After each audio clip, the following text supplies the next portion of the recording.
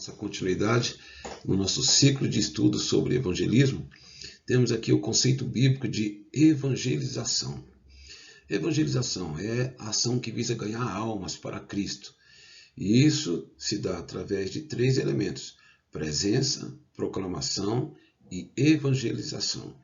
Sabemos, que a evangelização nem sempre se dá só pela sua presença física. Nós temos os meios de comunicação, que tem sido uma grande bênção, são eficientes também, mas nesse contexto aqui estamos vendo aqui os três elementos da evangelização. Primeiro, presença. É a presença pessoal do evangelizador mais a ação evangelizadora. Com relação a isso, nós temos duas observações importantes.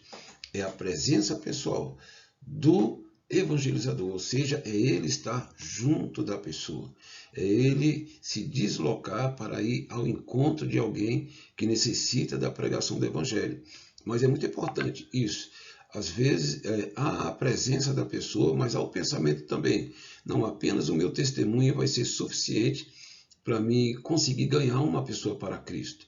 E isso é muito importante para nós. Nós temos em mente que a nossa presença, o nosso testemunho é muito importante. As nossas ações falam, mas nada é mais eficaz do que a palavra de Deus. Há uma necessidade de termos coragem de proclamar o evangelho. Temos que pedir a Deus ousadia. O testemunho é bom e isso com certeza vai influenciar na nossa pregação, porque a pessoa vai ver a nossa vida com o que nós pregamos. Então, a presença ela é importante junto com o ato da proclamação do evangelho. Não basta estar presente. Outra coisa muito importante, não pode ser substituído essa presença pelos meios de comunicação. Nós temos que glorificar muito a Deus pelos meios de comunicação. Nessa época de pandemia, em que não se podia frequentar as igrejas, são as mídias sociais, são os canais aí que têm sido abertos, os cultos online, que têm sido uma grande bênção para muitas pessoas. Jamais podemos desprezar o valor da mídia, mas o autor aqui ele quer dar importância, um destaque, importância, que a mídia não consegue preencher todas as lacunas. A presença faz com que a pessoa que está sendo evangelizada tenha um acompanhamento personalizado. Você pode acompanhar, você pode visitar, você pode discipular. A presença é extremamente importante. As mídias fazem o seu papel e a presença física traz o calor humano tão necessário, o cuidado tão necessário de um cristão para com uma pessoa que está necessitando ouvir a palavra de Deus. Então, a evangelização, o ato que visa ganhar alma para Cristo por meio de três elementos. Primeiro, a presença. Segundo, a proclamação. É a pedra fundamental na evangelização, mas a evangelização não está completa apenas com a proclamação. Temos a presença, já falamos que é importante a presença, mas só a presença sem proclamação não adianta. Só esperar que a pessoa aceite pelo nosso testemunho não adianta. Nós temos que proclamar. Mas mesmo assim ainda a obra não está completa. Tem a presença, tem a proclamação, mas tem um terceiro elemento muito importante aí, que é a persuasão. A persuasão vem junto com a proclamação, ela se torna completa quando se usa esse elemento da persuasão. Porque o que é persuadir? Persuadir é levar as pessoas a aceitarem a Cristo como Salvador e Senhor e a obedecer a sua palavra. A persuasão, ela não é convencer uma pessoa a mudar de religião. Isso não muda.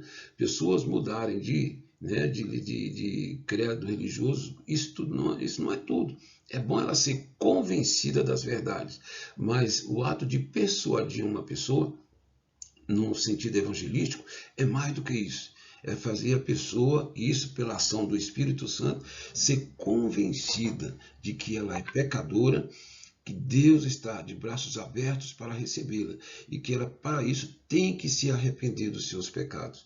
Isso é persuasão. É quando a pessoa chega, igual as pessoas chegaram para Pedro, e depois de ouvir aquela pregação de Pedro, e eles todos ali estavam assim com o coração abalados e perguntaram a Pedro: então, irmãos, o que nós devemos fazer? Persuasão é isso. é quando a pessoa é convencida da sua situação e que ela precisa tomar uma nova posição diante de Deus. Não é apenas convencer a mudar de religião, como nós já falamos. Significa ganhar uma outra pessoa para o nosso ponto de vista. Isso é importante. Não é só ganhar para o nosso ponto de vista, por a gente ter convencido mentalmente aquela pessoa, não. É assim como nós passamos por um processo, tivemos um encontro com Deus, mediante o novo nascimento que o Senhor nos deu.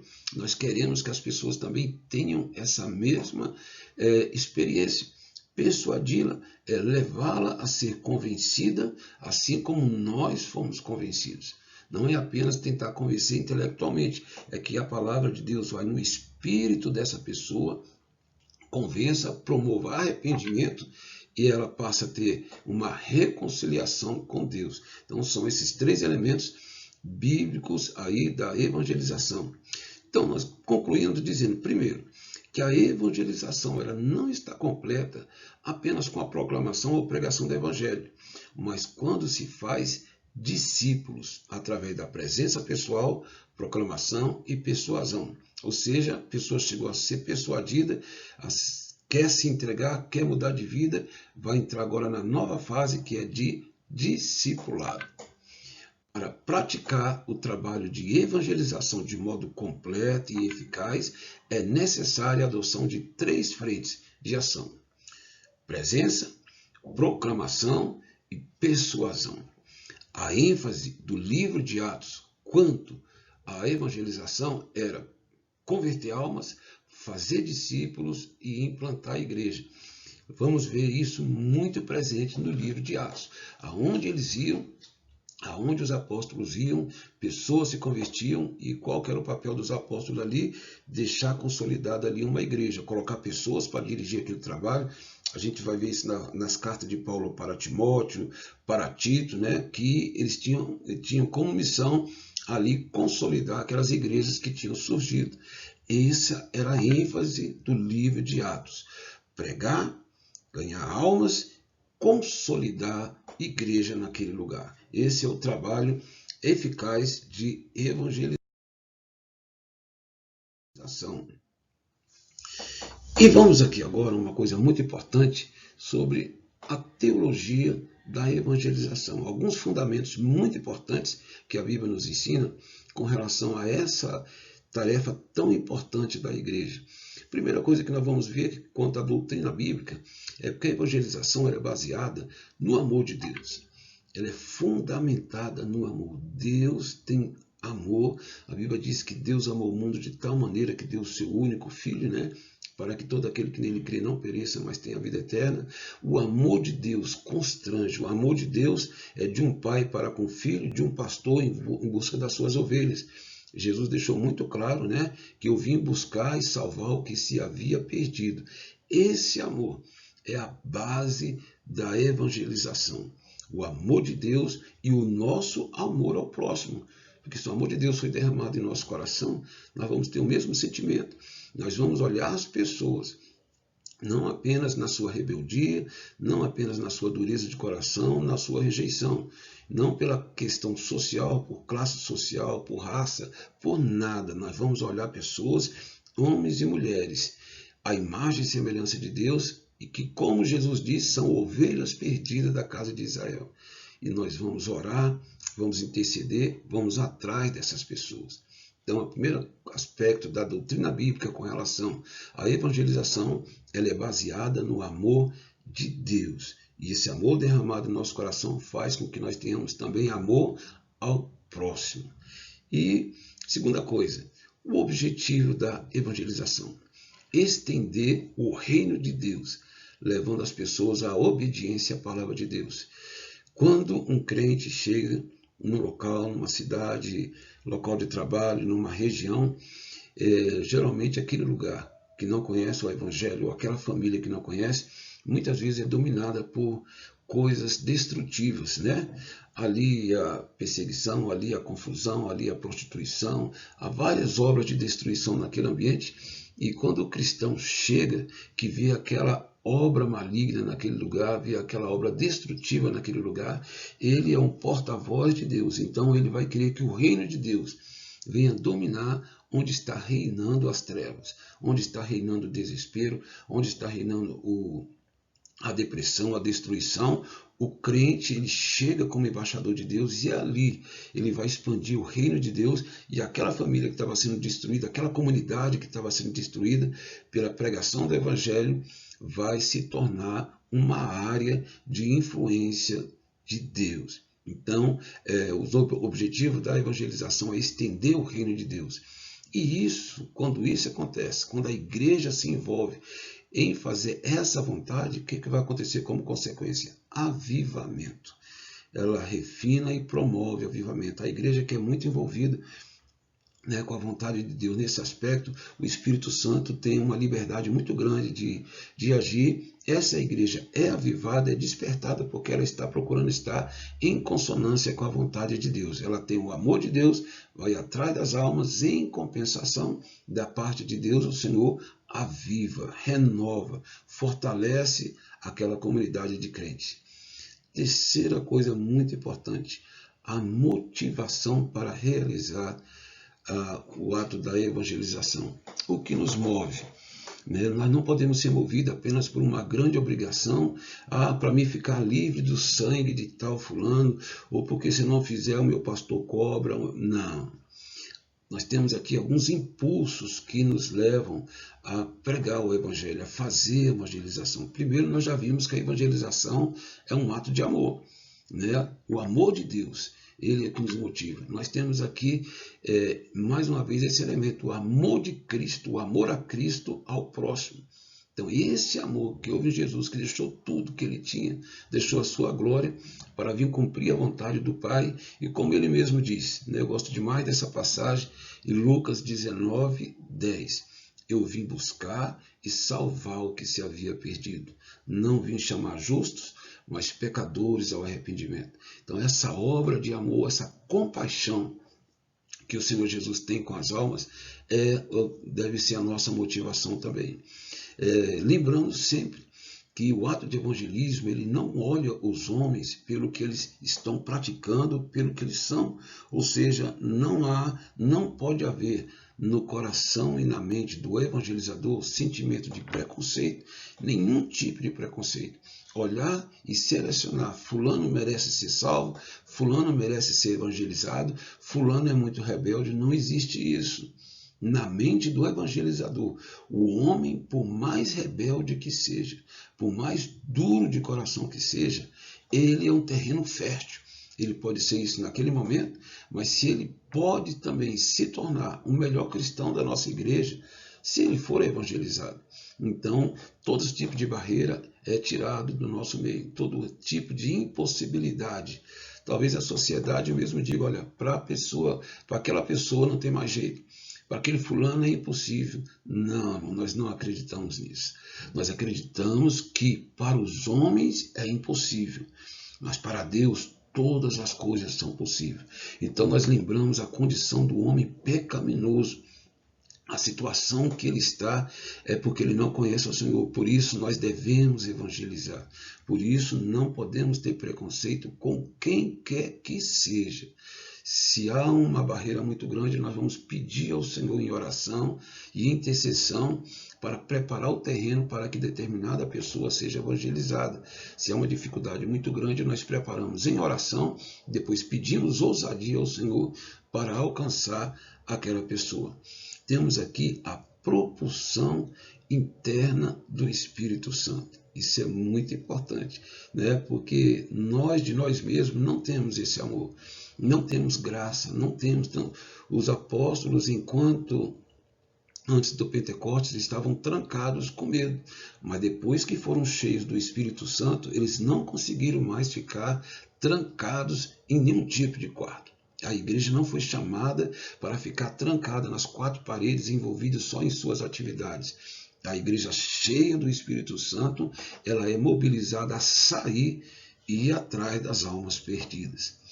Temos aqui o item 4, que é a natureza da evangelização. Primeiro, é ganhar almas, não é profissão. Está escrito aí promissão, mas ganhar almas não é profissão. Ganhar almas não é uma obrigação em que alguém tem que me pagar para fazer. A natureza da evangelização, ele é um ato de amor. Todos devem estar envolvidos. De graça recebestes, de graça dai. É lamentável, a gente tem visto que muitas pessoas têm prestado o serviço de pregação do evangelho mediante pagamento. Se ele não receber um cachê, se ele não receber uma determinada quantia, ele não vai na nossa igreja pregar. É lamentável. A Bíblia diz que de graça recebeste, de graça dai. Nós devemos ter muita consciência disso, que pregar o evangelho é uma honra. É uma honra ser um canal de Deus para o mundo perdido. A natureza da evangelização, ganhar almas, é buscar e salvar. Buscar salvar o que se havia perdido. Ganhar almas é ceifar. Participar da colheita que Jesus nos convida a participar. Frutos maduros para o reino de Deus. Ganhar almas é ceifar. Já no capítulo 4 de João, o Senhor diz que o campo já estava maduro. Ele diz, olha, olhai para a seara, os frutos já estão maduros. Há 2000 anos atrás, já tinha muitas pessoas a serem alcançadas e que o Senhor contemplara, que já tinha pessoas que se o evangelho chegasse para ela já estava pronta para ouvir e ser ceifada no sentido de ser colhida para o jardim do Senhor. E a mesma coisa hoje, ganhar almas é ceifar, é participar dali da grande seara do Senhor ali, como agentes do Senhor. Que Deus te abençoe, meu querido irmão, que você participe também. Vamos aqui agora à teologia da evangelização com relação aos fundamentos para realizar o trabalho evangelístico. Vamos ver alguns aspectos aqui importantes. Primeiro, a doutrina da igreja. Qual que é o papel da igreja com relação à ação de evangelização? A igreja, segundo lá no livro de Pedro, 1 Pedro 2,5, diz que nós somos o sacerdócio real, nação santa, para anunciar os feitos do Senhor. Então a igreja já tem uma natureza, e é bom a gente estar sempre lembrando, quando se fala igreja, somos eu e você. Cada crente é um sacerdote. Qual que é o papel de um sacerdote? O sacerdote leva as necessidades dos homens diante de Deus. Então, se nós somos reino sacerdotal, isso quer dizer que o Senhor nos deu autoridade para interceder pelas pessoas, e assim como o sacerdote intercedia, oferecia sacrifício e ensinava, cabe a cada crente, mesmo que ele não seja mestre, isso é o de menos, mas cada crente já recebeu algo de Deus, cada crente conhece a palavra de Deus que pode orientar qualquer pessoa sobre o caminho que ela está que ela está conduzindo a sua vida. Então, na doutrina da igreja, cada crente é um sacerdote que foi chamado para interceder, para ensinar, para orientar e para orar pelo aquele grupo de pessoas, por nações, por comunidades, pelo nosso próximo. A tarefa da igreja é introduzir e proclamar uma nova época. Primeira mensagem de Jesus, quando João Batista morreu, depois da morte de João Batista, que o Senhor começou de forma mais livre a pregação do Evangelho, a primeira mensagem do Senhor foi: o tempo está cumprido e o reino de Deus é chegado. Arrependei-vos e crede no Evangelho. Era a mensagem de Jesus. O tempo está cumprido, o reino de Deus é chegado. A igreja também cabe proclamar uma nova época. Deus está aceitando os homens, perdoando os homens que se arrependerem e se voltarem para Ele. A igreja tem como papel promover a verdadeira comunhão dos cristãos, A partir do momento que as pessoas se convertem, estarão ali uma nova família constituída, a família dos membros da família de Deus, e a igreja tem que criar esse ambiente saudável de convivência. E cabe à igreja desenvolver os evangelizandos até a sua maturidade. A pessoa ouviu a mensagem do evangelho, se converteu, se tornou um discípulo, a igreja vai prepará-lo como discípulo e a igreja vai acompanhá-lo, promover o seu amadurecimento. Com relação à doutrina da salvação, nós temos aí muitíssimo importante, doutrina da salvação. Muitas pessoas estão pregando o evangelho, mas de forma incompleta. Falamos isso no bloco anterior sobre um novo evangelho que não prega a verdade de Deus. E está sendo muito comum hoje também a pregação em que as pessoas chegam em um determinado lugar, não se prega o evangelho, fala só que Deus o ama e se ele quer aceitar Jesus. E levanta a mão e nós vamos orar por você. Não é assim. A pessoa tem que conhecer a palavra de Deus. O que é aceitar Jesus? O que envolve uma conversão? Por isso eu gosto muito de pensar com relação nas nossas pregações, qual é a mensagem que deve constar das nossas pregações de evangelismo. Eu gosto muito de pensar nos 5 dedos.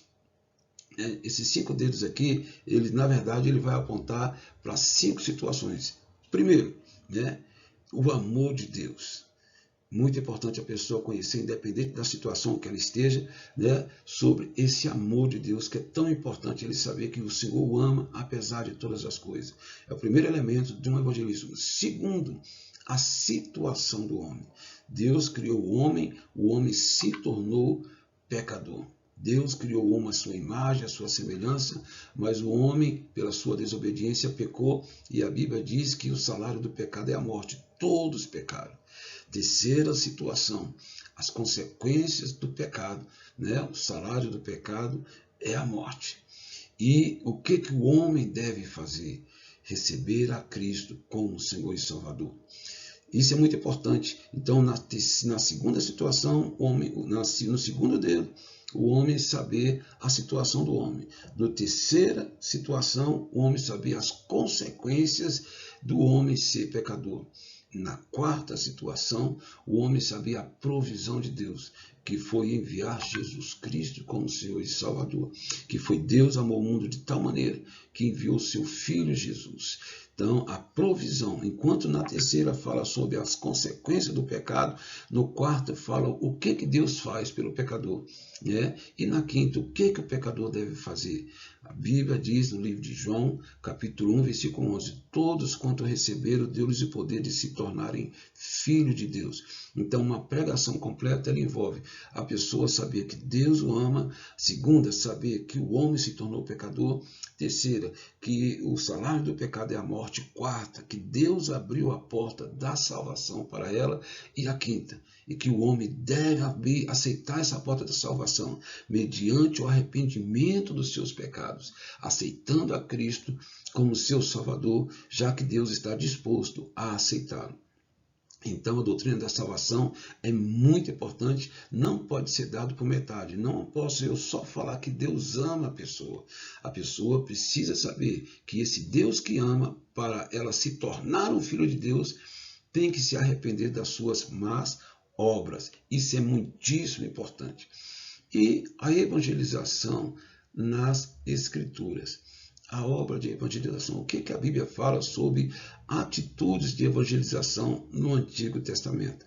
Irmãos, é uma coisa um pouco triste, mas no Antigo Testamento nós não vamos ver atos, ações do povo de Israel se preocupando com relação à salvação das nações. Quem lê todo o episódio aí do Antigo Testamento, não vão ver notas, demonstrações de preocupação com relação às demais nações. Israel estava muito voltado para suas necessidades, para suas conquistas. As nações, no primeiro momento, eram consideradas como inimigos que deveriam ser conquistados e derrotados. Eles não tinham a percepção de que as nações aqueles homens e mulheres eram tão imagem e semelhança de Deus como os judeus eram. E eles não tinham esses impulsos. Pode ter tido algumas situações isoladas, que a gente sabe que sempre vai ter, mas no geral, não havia uma preocupação da comunidade de Israel em ganhar as nações para Deus. E isso não quer dizer que no Antigo Testamento Deus não dava demonstrações de que queria as nações, conhecendo, adorando e servindo a Ele. Olha que nós temos em 1 Crônicas 16, 24, publicai entre as nações a sua glória, entre todos os povos as suas maravilhas. Está vendo aí que há uma ordem já no livro de Crônicas, publicar entre as nações. Apesar de eles falarem isso, Na verdade, eles não publicaram, né, as suas maravilhas, não notificaram, né, as bênçãos de Deus. Salmo 67, versículo 2, o salmista diz: para que se conheça na terra o seu caminho entre todas as nações, a sua salvação. Havia orientações, havia uma percepção de que Deus se agradaria de que as nações o adorassem. Não tivessem só medo de Deus, mas o adorassem. Mas como eu falei com os irmãos, infelizmente não havia essa perspectiva de Israel com relação a se mobilizar, se esforçar para pregar a palavra de Deus às nações. Ao contrário agora do Novo Testamento, né? No Novo Testamento nós vamos ver que isso é a razão da igreja. Jesus veio para pregar o Evangelho. Jesus viveu a sua vida pregando o Evangelho. Toda a vida de Jesus, né, o seu ministério foi voltado para pregação, para notificação, para comunicar os feitos de Deus. E assim como Jesus, os apóstolos também, eles carregaram, deram continuidade a esse sentimento. Tanto é que nos dias apostólicos depois dele, não tinham carro, não tinham avião, não tinha meios de comunicação, mas aqueles homens limitados conseguiram pregar o Evangelho. Boa parte do mundo já era conhecido através daquela comunidade de crentes que saiu de Jerusalém. A igreja do Novo Testamento, a igreja neotestamentária do livro de Atos, pregava o Evangelho. Jesus pregou o Evangelho, os apóstolos pregaram o Evangelho. As igrejas se viram no contexto de pregar o Evangelho. Jesus, depois que ressuscitou, ordenou à igreja: ide por todo o mundo e pregai o Evangelho. O Novo Testamento está recheado de exemplos e testemunhos de homens que pregaram a palavra de Deus. Que o Senhor te abençoe te ajudando e te motivando a estar envolvido na pregação da palavra de Deus. O Senhor te abençoe e te guarde, em nome de Jesus. Até o próximo bloco, estaremos dando continuidade ao nosso estudo.